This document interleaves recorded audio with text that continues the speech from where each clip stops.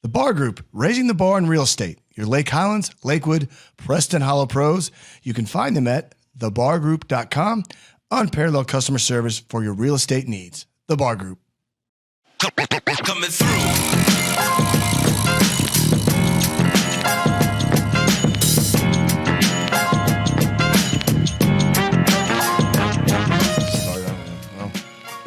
Yeah, it's important to have lines that are permanent on the court.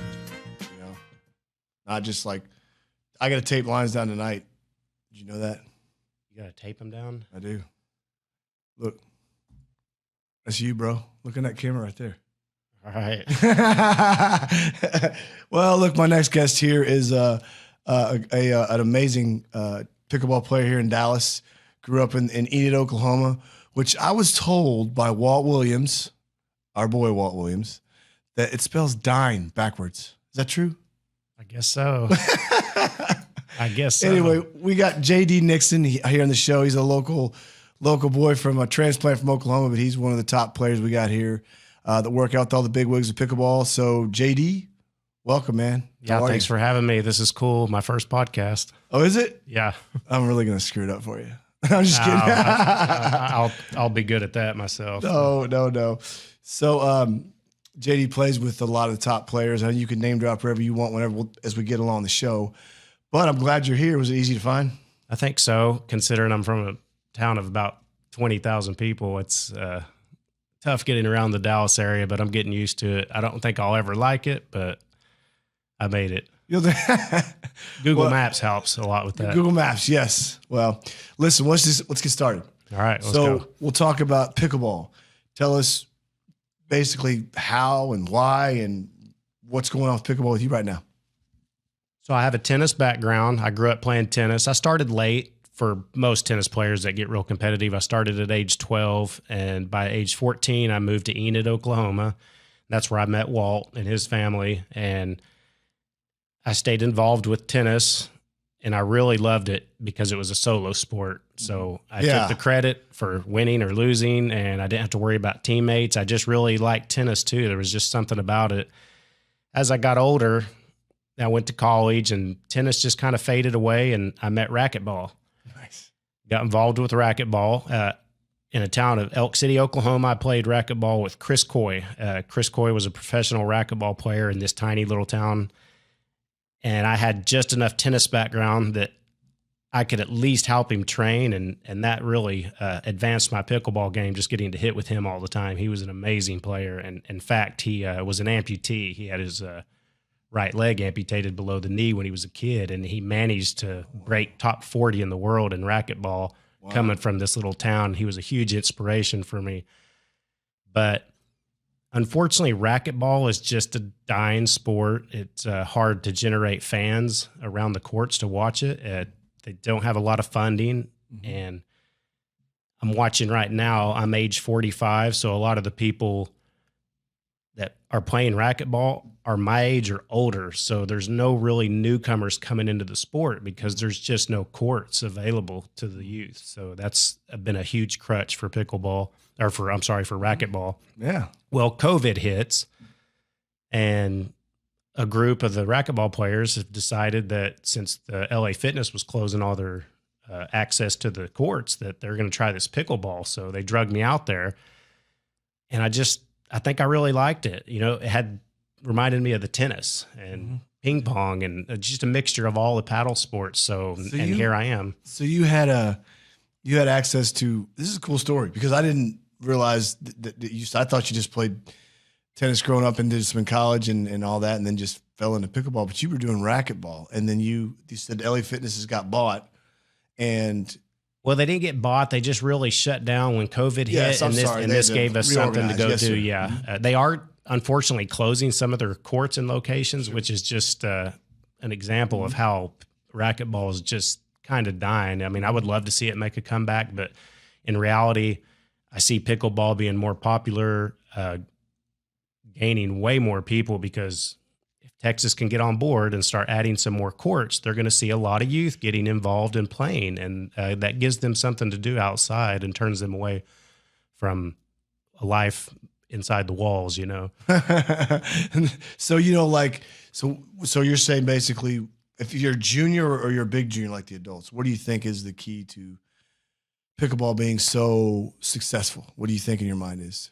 Well, the fact that it's trending right now has piqued a lot of people's curiosity. So kids are starting to get involved. They're seeing their parents raving about this sport. So they're wanting to go prove they can beat them or that, hey, look what we can do this too. So, and just seeing the exposure, I think, when something's trending, kids want to jump on the wagon, and pickleball's fun too. It's not just trending. It really is fun.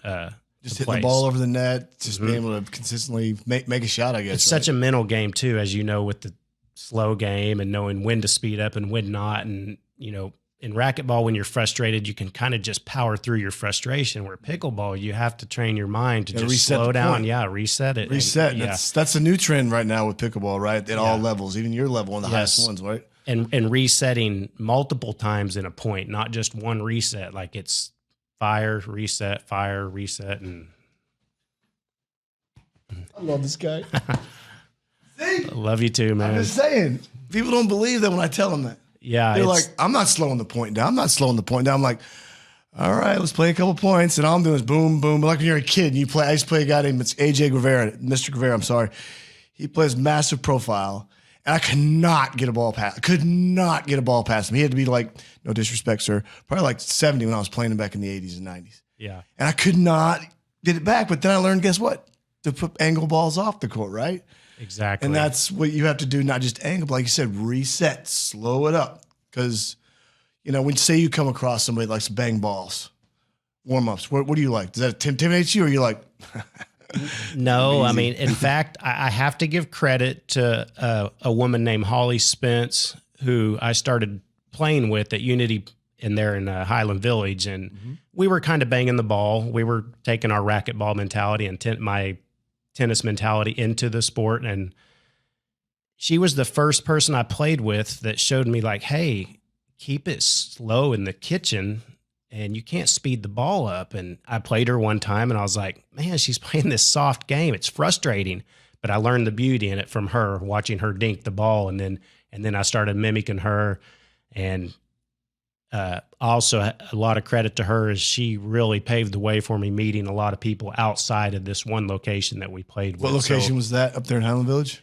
Yes, we played at Unity there in Highland Village. It's tennis courts. They're marked. They're not permanent courts, so we have to set up the net every time we play. But it's just a small community of beginners, and they're starting to get more advanced. So I'm starting to see them improve, and they're starting to pick up the dink game. It took a while, but there's a group out there, and Holly works with a lot of these people, and she's good at scouting talent. And, I give props to her for really helping me evolve my game and meet new players out there.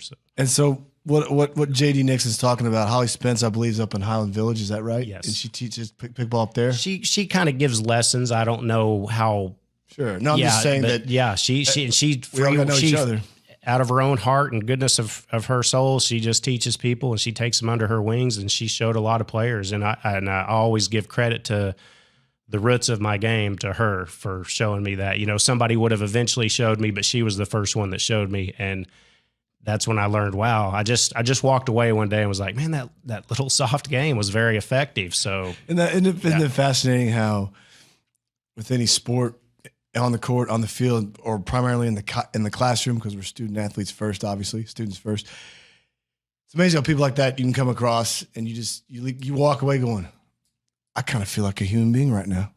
Yeah, I constantly I really like what I'm doing. I constantly get humbled as I meet better players and just learn there's whole different levels to this game, and I got a lot more levels to go to get to where I would like to be, but that's the hunger, I have that appetite to like try and have goals. So, getting as good as I can. Like I said, I'm 45, so I can only get so good, but my mind can continue to improve. And I'd like to think at my age I'm athletic, so I do have room to improve. But these youngsters can move. Well, here's the deal, man. Here's the deal. Like we got to work smarter, not harder. Yes, you know what exactly. I mean? Absolutely. Absolutely. Speaking of working, so we don't understand the when, we understand the why and the how. Now let's understand what's next. Certifications? Do you like certifications? And like I tell everybody, it should go without saying, it's totally objective. It's neither right nor wrong.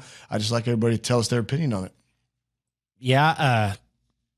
I've had people approach me and ask for lessons and tips and, you know, people willing to pay me to just go out and work with them. Sure. And Do it. I think, you know, the certification offers the insurance and it's good on your resume. But in the end, I mean, you can either coach or you can't. You know, some people have that ability. It's not really based on your skill level playing the game. It's how well you can work the IQ of the game into somebody else's mind and convince them what they need to work on and be effective with it. And that's when coaching is much like teaching, which I do have a degree in education. I always wanted to work with people and teach them. And I'm an introvert, but I think I have found That's all right, man. a little area where I do feel good, you know, coaching people and teaching them. And I feel like there's a fair amount of people that I've taught. And if I did get involved with teaching, I think it's something that, you know, possibly I would like to do full time if pickleball continues the momentum that it's doing. You know, I do look at some of the other locations I've seen that have pros and stuff, and they're not super advanced players right now. Pickleball's still in its infancy, so not to knock anyone that's not a high caliber player, you know, but I do feel like there's room for me to possibly, you know, go into coaching pickleball full time. And if it comes in integrated into the schools, you know, they're going to be looking for high school coaches, and we'll just see. We'll just see what happens in the next few years. I can help you out with that probably next year. Okay, But we'll talk. but certifications go, JD. It's everybody has there's no right or wrong way. The curriculum's similar, but it has different views, and they all help. And I got to tell you, some places I went to required it, some didn't. But what I understand about having I am certified is, and I can't play as much, but is that it keeps me current with what's going on. And you know, there's some other great stuff like the Dink. Have you ever read that? That's a great newsletter. That's unbelievable. I've been reading it. Comes out weekly. Yeah, it's really good. Yeah. And so stuff like that, you can find your information, whatever. But numbers are 85%. Doesn't bite me in the booty. 85% of a pro or a teacher or a coach is just their attitude. Mm-hmm. The rest of it's education. And again, I'm not saying don't say educated. I am. I'm not on all my stuff to update with all my stuff either. But pickleball, I am. So that's great. Well, you know, what type of paddle you use? What's your flavor? Does it matter? What's your take on a certain type of paddle? Or I bought a paddle when I first started just to get going. It was Onyx. I bought that paddle. I played with it for maybe a year, and then right when I started to think I want to play this competitively, Charles May handed me his. And I apologize if I'm not pronouncing it right because I've been playing with the paddle for a year, but I believe it's Diadem, or is that how you pronounce that? Yeah, paddle? Diadem. Okay. Yeah. So he handed me a paddle. I tried it, and I really liked it. And I thought, I need to switch, you know. And that was only the second paddle I've ever tried. I had this mindset that just get a paddle, stay with it, quit switching paddles. Because when I was a youth into tennis, I always wanted the cool looking tennis racket. One. Yeah, so more than one racket. Yeah, I think I messed my game up so much in tennis, just trying to get the cool tennis racket, that it affected my game. But now I'm like, get used to this one. But anyway, I did try the Diadem, and I really liked it. So that's what I play with. I believe it's the Warrior or the Warrior Edge. Oh, yeah, the Warrior Edge. Yeah, wow, those are the thicker ones, huh? No, okay, it's not the thick one. It's the Vice. And it's so there's a Warrior and a Warrior Edge. The Warrior Edge, yes. Whatever's the thinner of That's the the two, Warrior that's the one Edge, I yes. play with, yes. And I really like it. I bought 3 of them. They said they had about a year lifespan, so I thought if I rotate them, maybe I can get 3 years out of this. You know, like number 1 paddle, number 2 paddle, number 3 paddle. One's like already in college. cracked, so we'll see how long they go. Well, that's cool. Diadem's a nice product. We've had some guys on here, on the pros in the show. They're big. They're big in this area right here. I guess, you know. It's all because of Corbin Gapsky, baby. That guy's. Oh, is he getting hustling it out flowing. there? Okay, Oh, yeah. I enjoy the paddle. I really do like it. It's nice for resetting. Where the Onyx I had was more like a board. You know, I couldn't really hit a soft shot. It didn't compliment your swing. Yes, that's why I switched, and it has a little bit of grip on it for the top spin, a little bit of tack. So. Isn't it funny how you growing up playing juniors, especially in Oklahoma, was that Missouri Valley? Or Yeah, Missouri Valley. Yeah. I grew up in Texas, you know, and so it's funny how Missouri Valley includes Kansas and Missouri, right? And also Oklahoma. Is it all Kansas, Missouri, USTA people, Texas. It's Oklahoma, Kansas, Missouri, Iowa, and Nebraska. Yeah, that's a huge. Yeah. But it's amazing how you can start feeling the difference in the paddle. Like in the rackets, you're like it was the strings or it was the frame, and you can really truly feel that way with all this stuff. That's the beauty of it, right? Yeah, and we each have different games and different ground strokes and you know, different grips that we hold. So, you know, different paddles work for different people. So I don't like to push a paddle on anyone. They all have their different games. It's if it works for you, if it works, you know, use it. Sorry, yeah, if it does work for you, it works. That's the best way to put it. Do you have a preference on singles, doubles, or mixed doubles, or do you find them all different entities? What are your thoughts on either one, on each one of those? If you'd like to let us know. There's no right or wrong answer. Yeah. What you think, man? It's Tennis and racquetball was singles all the way, but now I've noticed more of a social aspect to pickleball that's fun. Obviously, not as many youth are they're coming, but they're not there yet. So a lot of people prefer not to play singles. We're just a little older and the concrete's tough on our knees, but I really do like singles. I just unfortunately have a limited amount of people that I can contact for singles. So we end up playing doubles. As far as mixed, it doesn't matter to me. As long as we're out there playing and I'm playing with the best players, that's really what's most important to me, is playing with the best players. So, what about doubles with some of the guys or whoever you just hop on the court with? Yeah, I love doubles. So I do have a partner that we play with in tournaments. He's the one that first drugged me into a tournament where I didn't think I would name drop this man. Yeah, his name's Mate Jaya, a.k.a. Marty. And he talked me into going to a small tournament in Keller, I believe was our first one. And I really went with the mindset, like, let's just see how well we can play. Didn't expect on winning it. Well, we ended up winning it. Wow. And he's a good player, huh? Yeah, he's good. He has a badminton background. So you see a lot of badminton in his game. And that's the neat thing too, is seeing all these sports that people bring into pickleball. Especially you doing racquetball. I've never had anybody well, I had one guy under Daniel De La Rosa. He was on earlier on. He's a racquetball player. But yes, he's #1 in the world right now. He's an amazing player. I've enjoyed watching him. And not only is he an amazing player, he's a great guy off the court too. But yeah, but I'm saying like you're the second person that's come from racquetball, which is, you know, I think it's great. Yeah. This other guy's coming from badminton. We'll get him. We'll talk to him one day. Huh? Well, there's a lot of people coming from racquetball now because they really don't have an option. They're going to hit a dead end, especially if LA Fitness ends up closing. That's, you know, come on. We want to have you guys. We want all the converts we can get. It's there's room for you. And the more of you we get, the more of these cities and local areas will consider putting in permanent courts so that. You hear that? JD's calling you out, players. Let's go. Let's make it happen. Yeah, come on. And let's get these cities to sign these, pass these, you know, bills to bonds and all that stuff. To get these courts made. So far thus far? Where's your favorite place to play? What's your favorite memory?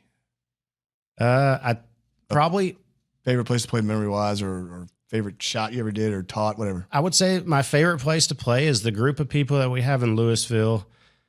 We kind of, I don't know what we call ourselves. We tried to come up with the name for the group, but we play at Louisville on Saturday mornings. And we play at the high school. And it's just such an eclectic group of people from all different walks of life. We have groups as big as 24 sometimes. So usually it's between 8 and 12 advanced players. But if we get 2 or 3 people that are a lower level, we'll make sure we get another 8 for them so that they can have something going on too. But all walks of life. In fact, my partner, Mate, said he never interacted that much with Caucasian people until he ventured into pickleball. So now he's getting to meet people, and I'm getting to meet people from. It's a camaraderie type thing. It's every religion, everything. We just come together and we play pickleball and we have fun. And now we're going and eating and we're learning about each other, and it's fun. And sense community. Yeah, I would say I'm more comfortable being myself with those guys than with any other group. And unfortunately for them, they get that big brother frustration. They get to see the side of me that he creeps them out. Yeah, yeah, probably so. No, probably so. I become more comfortable with them. So if I'm mad or really frustrated, we don't like to lose to each other. So you can see it when we play, and then we have to take. I can already see it by your body language. You're like this. Yeah, I'm already thinking about some matches. Oh, but man, I think I'm just starting this, so I would say our most memorable was when we played in the Dink Star tournament. We played good, Marty. Yeah, we played the 5-0. It was our first 5-0 tournament. I didn't know what to expect. I really just thought, let's just see how close we can play people. Well, we ended up, there was only 5 teams, and we beat 2 of the teams. And the other two teams, we played really close. We played the team that ended up winning it.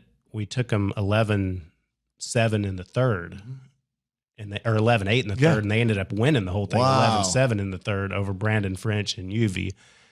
I think Brandon was, with all due respect, he was injured, so he definitely wasn't playing as well as he could play. So, but when was this Dink Star? When was that? When is that tournament? Does it come up this year? Or was it last year? I don't know if it's going to be an annual tournament. It was approximately 4 months ago, I believe. Okay, yeah. 4 months ago or so. We're still waiting. We were really excited about our duper coming out for that one, but it never did. I don't know what happened. And we thought, well, where's the duper at? Yes, come on. Well, this leads to my next question, which is, what is your current focus with pickleball that we talked about, when we first got in the room here together?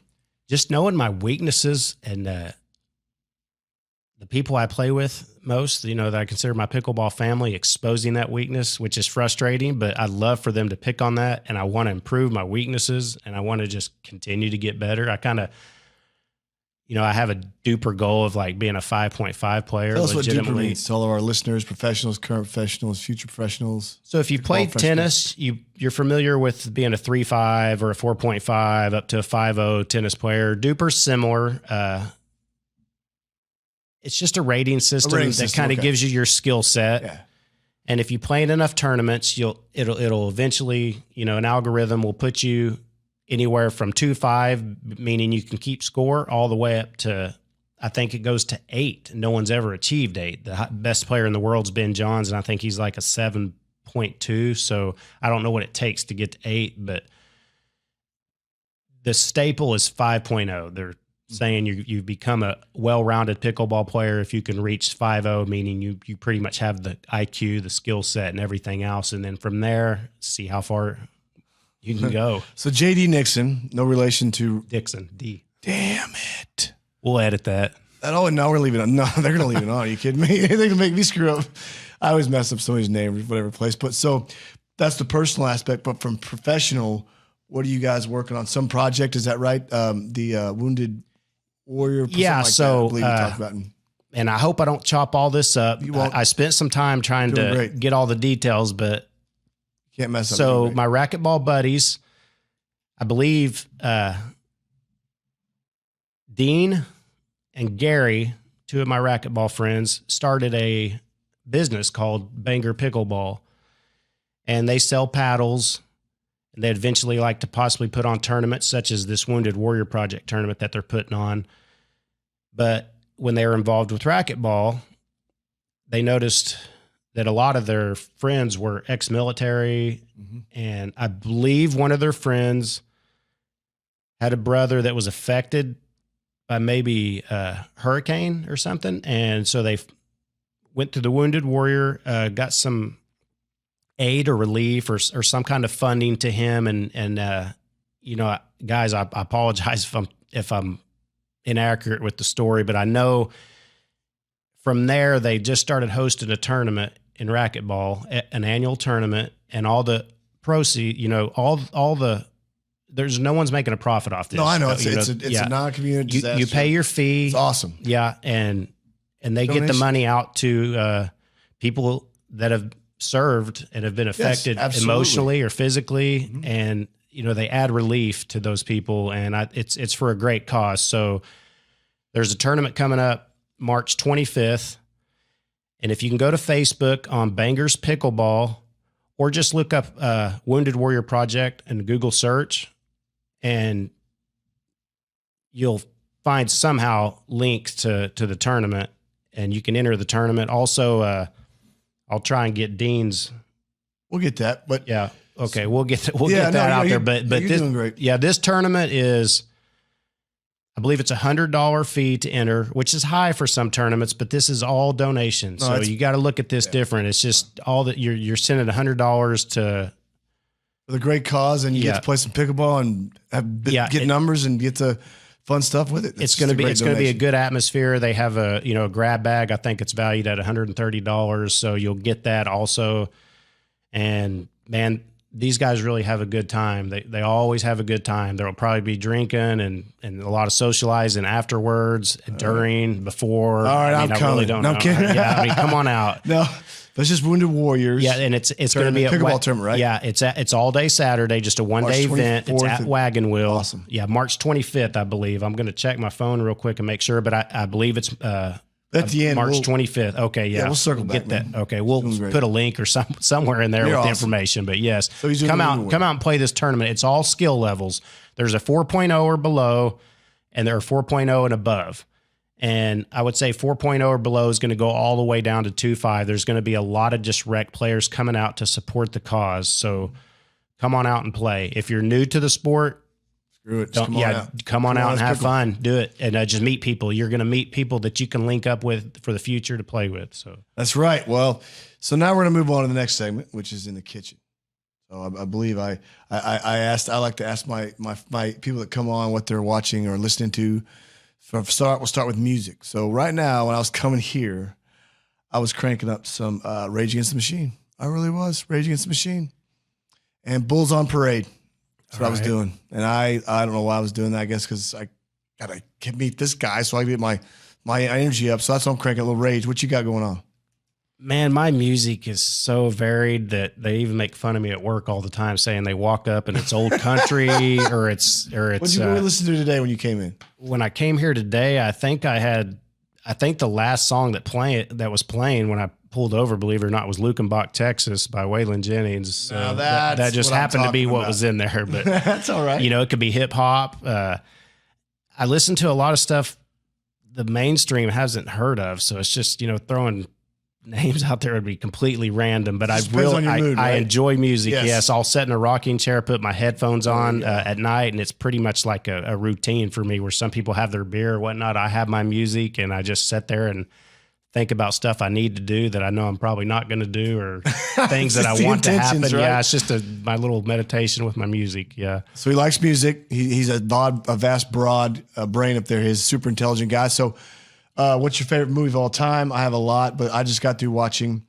The Untouchables, 1987 with Robert De Niro and Kevin Costner, Sean Connery. I'd crank that one up. Yeah. What's one of your favorite movies of all time? So I rarely watch TV. I watch YouTube a lot of nature videos or sports.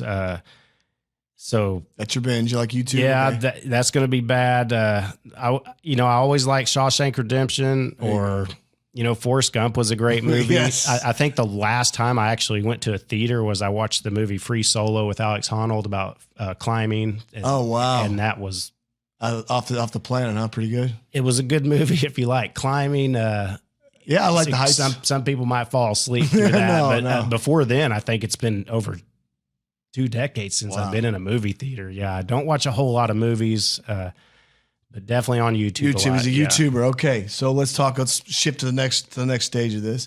What is your favorite sports team? You have any? Man, favorite pickleball player, favorite, I don't know, racquetball player. Is there any sport you like the most that gets your attention? Well, I've always liked the personality of George St. Pierre. He's a MMA fighter. He just was a class act.